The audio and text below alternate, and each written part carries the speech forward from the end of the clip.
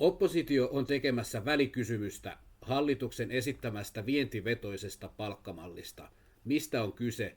Vientivetoisessa palkkamallissa on kyse siitä, että Suomessa palkkaneuvottelut vietäisiin pohjoismaiselle tasolle niin, että hallitus ei niihin puuttuisi, vaan neuvottelut käytäisiin aidosti työntekijöiden ja työnantajien välillä niin, että otettaisiin myös kansallinen etu huomioon.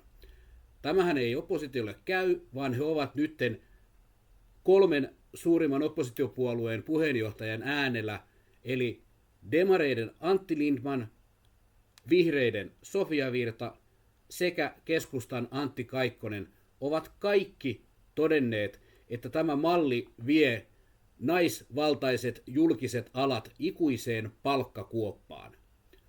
Onko näin? Valtakunnan sovittelija toteaa, että näin ei ole, vaan näiden alojen palkkakehitys tulee muotoutumaan vain ja ainoastaan näiden alojen kyvystä neuvotella kyseisiä sopimuksia. Ei hallituksen esityksestä. Ja verrattuna muihin Pohjoismaihin, missä vastaavia järjestelmiä on jo käytössä, ei ole viitteitä, että näin tulisi käymään. Nyt onkin mielenkiintoista nähdä, aikooko oppositio tämän valtakunnan sovittelijan lausunnon jälkeen enää edes kehdata tuoda tätä välikysymykseen.